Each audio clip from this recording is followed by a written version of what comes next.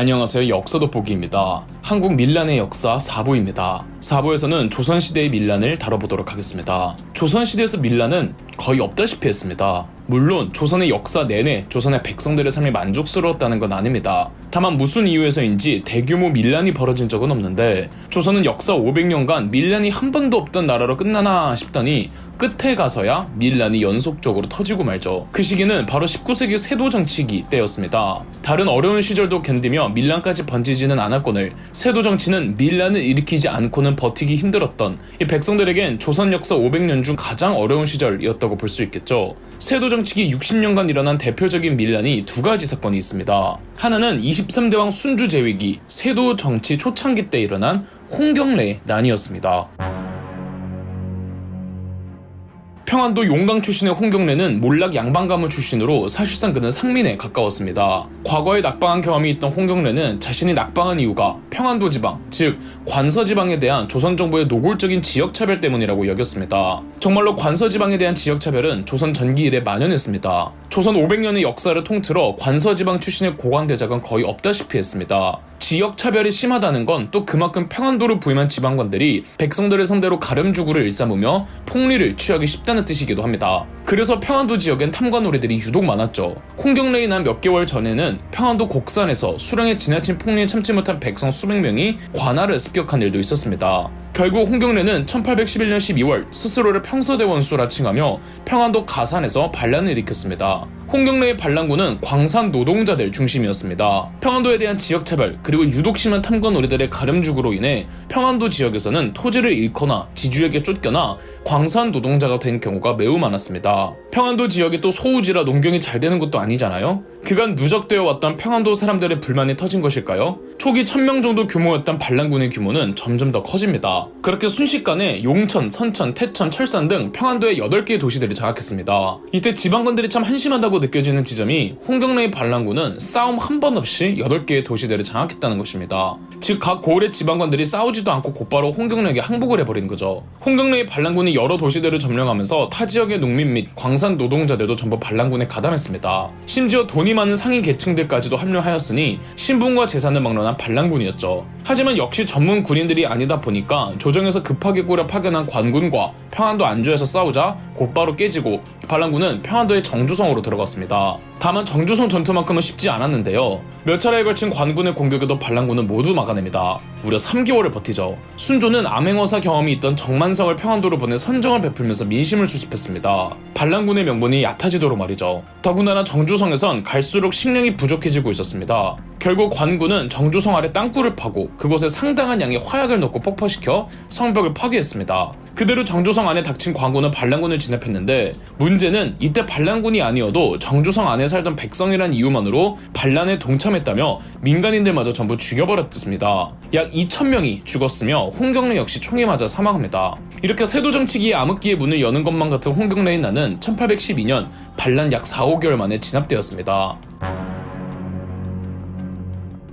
세도 정치기의 대표적인 두 밀란 중 하나는 이 세도 정치기의 패단이 절정에 달했던 25대 왕 철종 제위기에 일어났던 임술농민 봉기였습니다. 철종 제위 13년째였던 1862년 2월 경남 진주에서 밀란이 터졌는데요. 당시 조선에서는 진주는 꽤 큰 도시였습니다. 그만큼 탐관오리들은 더 뺏어먹을 게 많았죠. 지금의 진주시장이라고 할 수 있는 진주목사 홍병원과 진주에 주둔하고 있던 경상도 육군사령부였던 경사 우병영의 사령관 백낙신이 합작하여 아주 못된 짓들을 하고 있었습니다. 원칙대로라면 당시 진주에서 한양으로 보내어야 하는 세금이 연쌀 4만석이었는데 홍병원 백낙신이 진주 백성도로부터 떼먹은 세금이 연쌀 6만석이었다고 합니다. 결국 농민 봉기를 일으켰던 진주 농민들은 홍병원과 백낙신을 인질로 삼았습니다. 중앙정부에서는 안핵사를 파견합니다. 안핵사란 밀란이 터졌을 시 백성들의 요구사항을 들어주고 중간에 타협과 중재를 해주는 역할을 하는 직책인데 이때 안핵사로 파견된 사람이 박교수라고 아주 유능한 관리였으며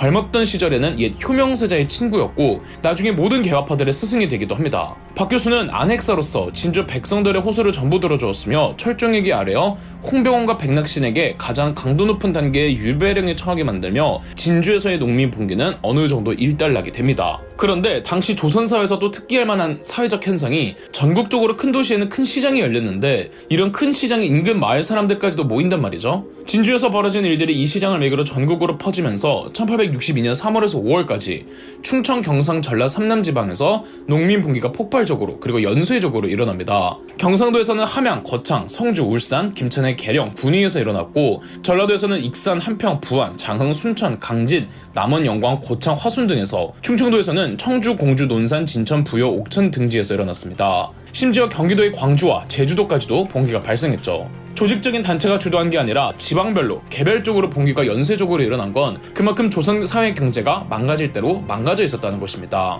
1862년 임술년에 일어났던 이 일련의 농민 봉기들을 통틀어서 임술 농민 봉기라고 합니다. 조선시대 문란해진 세금제도 현상을 삼정의 문란이라고 하는데 이때 박 교수는 이 모든 봉기의 원인들이 삼정의 문란 때문이라며 철종에게 간곡히 아뢰어 삼정의 문란을 해결해 줄 것을 촉구했고 철종은 삼정의 문란을 해결하겠다며 삼정이정청이란 기관을 신설합니다. 철종은 삼정이정청의 삼정의 문란을 해결할 수 있는 개혁안을 내놓으라 했으나 삼정이정청을 구성하던 대신들은 대부분이 안동 김씨이거나 마찬가지로 부패한 정치인들이었습니다. 아니 삼정이정청의 총책임자는 이 모든 부패한 먹이사슬의 맨 위에 있는 김좌근이었죠. 이들이 내놓은 개혁안들은 개혁이라고 차마 부르기 어려운 사실상 현상 유지나 다름없는 그냥 쇼에 불과했습니다. 결국 삼정이정청은 흐지부지 해산되어 버렸고요. 자, 그런데 조선 역사 내내 탐관오리들이 없었던 것도 아니고 백성들이 민생이 살기 좋았던 것도 아닌데 왜 하필 조선 후기 세도정치기에 이르러 밀란들이 발생했을까요? 그것도 연쇄적으로 그리고 대규모로 말이죠. 물론 세도정치기 때가 조선 역사상 가장 민생이 파탄난 시기인 것도 맞습니다만 또 다른 사회 경제적 배경이 작용했습니다. 먼저 조선은 임진왜란과 병저호란을 겪고 난 뒤 조선 후기로 접어들며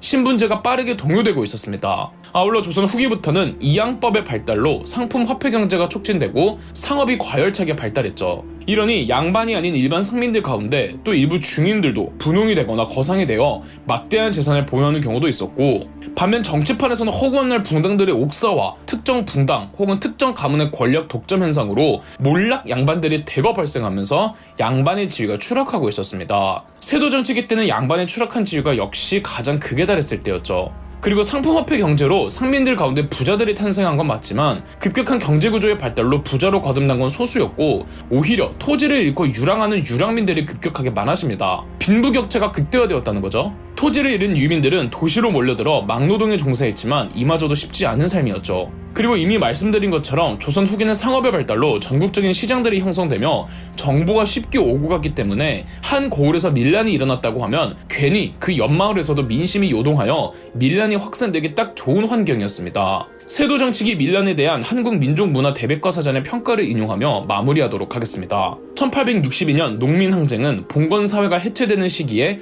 여러가지 사회 모순을 단적으로 보여준 사건이었다. 농민항쟁 과정에서 나타난 특징을 보면 먼저 몇 개 지역을 제외하고는 군현 안에 저항에 한정되는 양상이 드러난다. 이렇게 농민 봉기가 군현 단위에 머무른 것은 행정이나 조세 수치 단위를 군현으로 파악했던 국가의 농민 지배 방식과도 관련이 있다. 농민들은 농민 항쟁 과정에서 조세제도의 철폐, 시정 요구를 통해 경제적인 면에서의 반봉건을 주장하였고 수령, 관속과 읍권 담당자들에 대한 공격과 읍권 장악을 통해 현존하는 봉건적 통치체제를 부정하는 반봉건적 정치의식을 표출하였다. 하지만 아직 역대급 규모의 조선 밀란이 남아있었으니 바로 동학농민운동이었죠. 그럼 역수돋보기였습니다.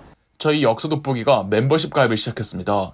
멤버십 가입을 해주신 분들 덕분에 영상 제작에 큰 도움이 되고 있습니다. 감사합니다. 영상 재미있으셨다면 구독과 좋아요, 알림 설정까지 해주시면 감사드리겠습니다.